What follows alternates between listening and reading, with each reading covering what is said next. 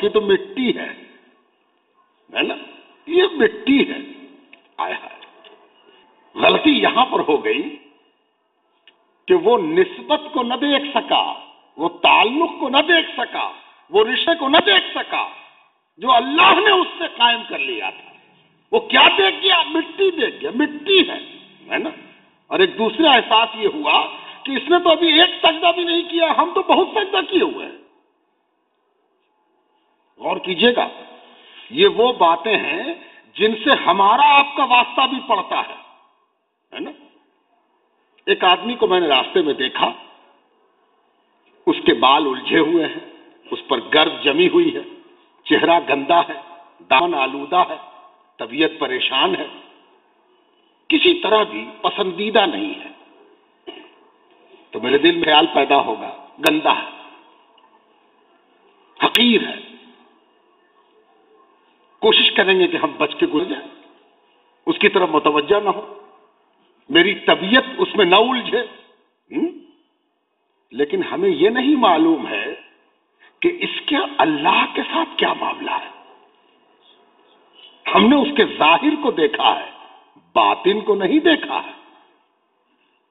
اسی لیے بزرگوں نے ایک مقولہ سکھایا ہے کہ خاک ساران جہاں را بحقارت منگر. جس کو دنیا میں خاکسار دیکھو، گردے میں اٹا ہوا دیکھو، گرد آلو دیکھو، اس کو حقیر مت سمجھو. تم کیا جانو؟ ہو سکتا ہے یہ گرد راہ خدا میں اس پر پڑ گئی ہے نا. مسافر کو گرد لگتی ہے، گرتے ہیں شہسوار ہی میدان جنگ میں. کہاں کا مسافر ہے یہ طے کرے گا اس کا رتبہ. دیر کو جاتے ہوئے گرد پڑی ہے یا حرم کو جاتے ہوئے گرد پڑی ہے. دیر کی گرد اسے کہاں لے جائے گی اور گرد حرم اسے کہاں لے جائے گی. تو صرف گرد پر نہ جاؤ. گرد پہچاننا بہت مشکل ہے کہ دیر کی ہے کہ حرم کی ہے نا. تو بزرگوں، دوستوں اور عزیزوں، اس مٹی کو مٹی سمجھ کر ظاہر پر اعتبار کر کے بیچارہ عبادت گزار اپنے امتحان میں فیل کر گیا اور سارا کیا دھرا پانی پڑ گیا، سب کام ختم ہو گیا. بزرگوں، دوستوں اور عزیزوں، سیدنا داؤد علیہ السلام پر ایک وحی آئی. بزرگوں نے اپنی کتاب میں اس وحی کو نقل کیا ہے کہ اللہ رب العزت نے وحی فرمائی، یا داؤد اذا رأیت لی طالبا فقل لہ خادما. اے داؤد، اگر تم کبھی میرا طالب دیکھو، میرا چاہنے والا کوئی نظر پڑ جائے، میرے دروازے کا فقیر ہو، میری راہ کا گرد اٹا ہوا ہو، دیکھو داؤد، ہوشیار رہنا، میرے طالب کو جہاں دیکھو وہی خادم بن جاؤ. اذا رأیت لی طالبا فقل لہ خادما. دیکھا نہیں کہ میرا طالب ہے، شرط اتنی ہے کہ میرا طالب ہونا چاہیے، جیسا ہو. تم سے خدمت ٹپک جانی چاہیے. یہ ایک نبی کو تعلیم دیا جا رہا ہے جو خود اللہ کے محبوب ہیں، اللہ کے مقبول ہیں، اللہ کے منظور ہیں. دیکھو، اصل میں اللہ کی محبوبیت اور دوستی کبھی ختم نہیں ہوتی، اس کا سفر جاری رہتا ہے ہمیشہ. یہ کوئی ایک نقطہ نہیں ہے کہ وہاں پہنچ کے کام ختم ہو گیا. اور جو جس قدر اونچا ہوتا ہے اس کی خواہش بھی اسی قدر بلند ہوتی ہے. اگر تم دیکھو کہ کسی کے اندر اللہ کی دوستی کی ہوس، میں لفظ ہوس استعمال کر رہا ہوں سوچ سمجھ کر. ہوس اور حرص دو ایسے لفظ ہیں جو اردو ادب میں منفی معنی میں استعمال ہوتے ہیں، ہوس اور حرص. لیکن یاد رہے کہ یہ دونوں لفظ اگر پاکیزہ مقصد کے لیے ہیں تو دونوں مثبت ہیں. اللہ نے اپنے پاک کلام میں حضور کے لیے جو صفت استعمال کی وہ حریص ہے. حریص علیکم. اس بات کے حریص ہیں، امت کے مفاد کے حریص ہیں کہ امت کو کوئی غضب نہ پہنچے، امت کو کوئی تکلیف نہ پہنچے، امت جہنم میں نہ جائے، امت جہنمی نہ ہو جائے. مومنین کے مفاد کے حریص ہے سرکار دو عالم صلی اللہ علیہ وسلم. اب تم سے کوئی پوچھے کہ حضور چوکھٹ تک پہنچنے کا تم کو شوق ہے کہ ہوس ہے؟ تو شوق کہو گے کہ ہوس ہوگے؟ شوق وہ جذبہ ہے جو پیدا بھی ہوتا ہے، کم بھی ہوتا ہے، ختم بھی ہوتا ہے، اور ہوس وہ جذبہ ہے جس میں شوق دیوانہ ہو جاتا ہے نا؟ تو ہوس کی حد تک اگر کسی کے اندر پیدا ہو جائے طلب خدا اور طلب محبوب خدا، تب تو ٹھیک ہے۔ اور اگر کسی کو دیکھو کہ وہ محبوب خدا سے دل اس کا بھر گیا ہے، اللہ کی محبت اور اللہ کے چاہنے والوں کی محبت سے اس کا دل اب خالی ہو گیا، وہ سمجھتا ہے کہ اب ہم ہو گئے، تو سمجھ لو کہ وہ کچھ نہ ہوا ہے، کچھ نہ ہوا ہے۔ کیسے؟ سنو، اس دنیا میں، اس روئے زمین پر سب سے بڑے اللہ کے محبوب کون ہیں؟ سارے جملہ مخلوقات میں اگر کوئی پوچھ بیٹھے کہ اللہ کا سب سے بڑا پیارا کون ہے، تو فوراً جواب آئے گا آقا و مولا محمد رسول اللہ صلی اللہ علیہ وسلم۔ جانتے ہو ایک بار کیا ہوا؟ حضور صلی اللہ علیہ وسلم اپنی پاکیزہ مجلس میں تشریف فرما ہے، جلوہ افروز ہے۔ اتنے میں ایک سردار آ گیا جو ابھی ایمان نہیں لایا، کافروں کا سردار ہے، ایک قبیلے کا سردار ہے۔ وہ آ گیا، ظاہر ہے کہ حضور کے پاس لوگ اس لیے آتے تھے کہ حضور کو قریب سے دیکھیں، حضور کے منہ سے بات سنیں۔ کوئی آزمانے آتا تھا، کوئی ٹوہ لینے آتا تھا، کوئی حضور کو پرکھنے آتا تھا، الگ الگ انداز سے حضور کے پاس لوگ آتے تھے۔ اور سرکار دو عالم کوئی کسی نیت سے آیا ہو، منصب رسالت سے فرائض رسالت کی ادا کرنے میں کبھی سرے منہ بھی پیچھے نہ ہٹتے تھے۔ وہی اخلاص، وہی سچائی، وہی دیانتداری، وہی امانت داری ہے نا، دین کی امانت ان کے پاس رکھی ہوئی ہے۔ اور کوئی آیا تو حضور اس طرح اس کی طرف پڑھتے جیسے کہ اسی کے لیے امانت رکھی ہوئی ہو، لو لو لو لے لو لے لو لے لو، ہے نا، چاہے اس کی نیت جیسی ہو۔ اللہ اللہ، ایسا امین تو دنیا میں نہ کبھی دیکھا گیا نہ دیکھا سکتا۔ آنے والا بدنیتی سے آیا ہے، رسول نیک نیتی سے بڑھ رہا ہے نا۔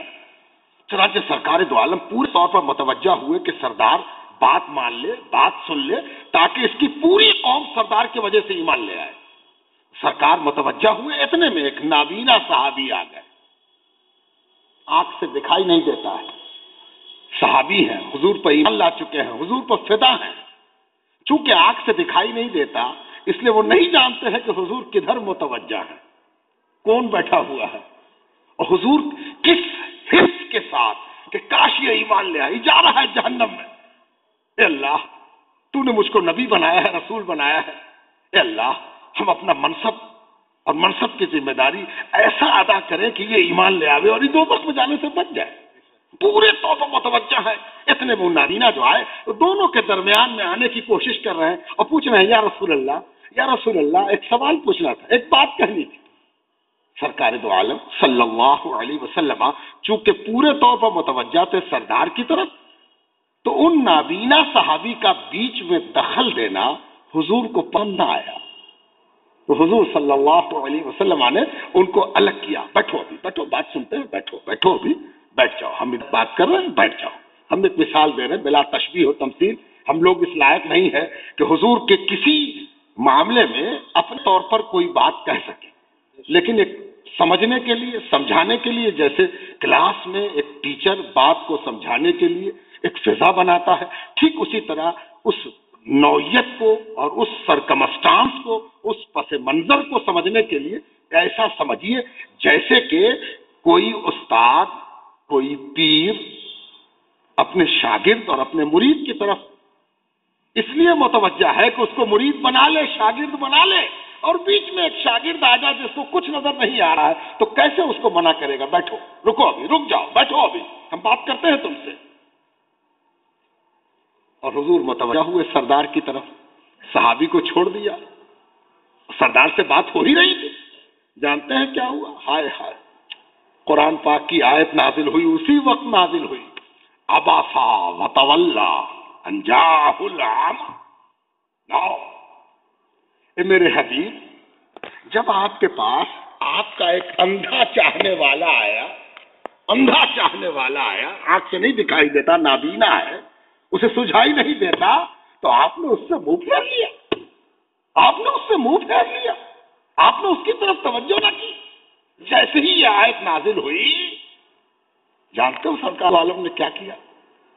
फौरन मुतवज्जा हो गए उसकी तरफ, फौरन मुतवज्जा हुए और सरदार को एकदम तवज्जो से निकालिया और उससे पूछा कि बोलो क्या बात है, कैसे आना हुआ, क्या कहना है तुमको, क्या कहना है बताओ।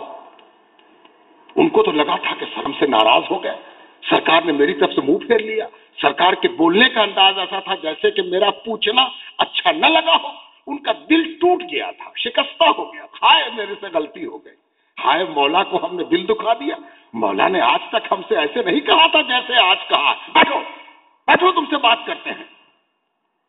पता नहीं क्या बात हुई कि मौला हमसे नाराज हो गए। और इधर हुज़ूर है कि लजाजत के साथ बोलो ना क्या बात है, कैसे आना हुआ, कोई तकलीफ पहुंची बता दो क्या हुआ। उन्होंने सवाल किया, हुजूर ने जवाब दिया, चले गए। बात खत्म हो गई हमारे तुम्हारे के लिए। लेकिन सुनो, हदीस पाक में रिवायत आती है कि उस दिन के बाद जब कभी वो नाबीना सहाबी हुजूर के पास आते, हुजूर खड़े हो जाते, हुजूर उठ के खड़े हो जाते और कहते अहलन व सहलन, आओ आओ, क्या बात है, बोलो बोलो क्या बात है, तुमको कैसे आना हुआ। एक महबूब अल्लाह की बारगाह से, सबसे बड़ा महबूब, जिससे बड़ा कोई महबूब न होगा न हो सकता, इस कदर अल्लाह की मोहब्बत का दिल दादा है कि वो एक नाबीना के मामले में भी अल्लाह से इस उम्मीद पर है कि इसको खुश करेंगे तो अल्लाह खुश होगा। अल्लाह पूरी सीरत तैयबा का एक अनोखा और अनूठा वाकया, अजीब व गरीब वाकया, तो हुजूर सल्लल्लाहु अलैहि वसल्लम, हाय हाय, जिनकी सदक़े में सारी कायनात बनाई गई, अल्लाह की मोहब्बत, अल्लाह की रजा और अल्लाह की खुशनुदी के इस कदर दिल दादा है कि उनको ये हुक्म नहीं दिया गया है कि तुम अंधे को देख के खड़े हो जाओ, एक सहाबी को देख के खड़े हो जाओ, एक मुरीद को देख के खड़े हो जाओ, एक साइल को देख के खड़े हो जाओ। हर चीज हुक्म नहीं दी जाती। कुछ सलीके वालों में होते हैं, वो कोई और होता है जो करने के लिए हुक्म खोजता फिरे हुक्म, कहां मिलेगा उसको हुक्म। और जो अल्लाह का पसंदीदा होता है उस पर हुक्म गैब से उतरता है, उसे मालूम होता है कि अभी परवरदिगार को क्या पसंद है।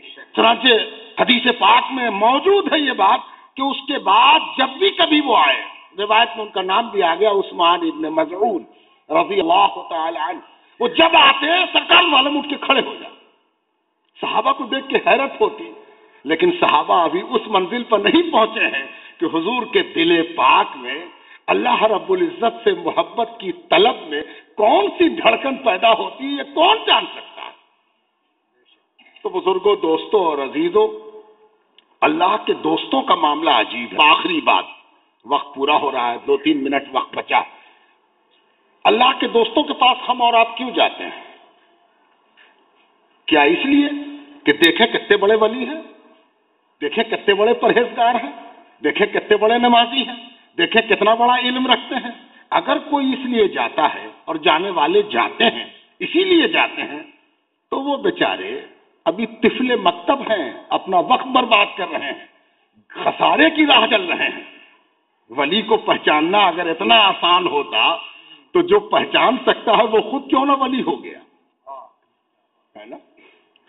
जो पहचान सकता है वो खुद क्यों ना वली हो गया, है ना।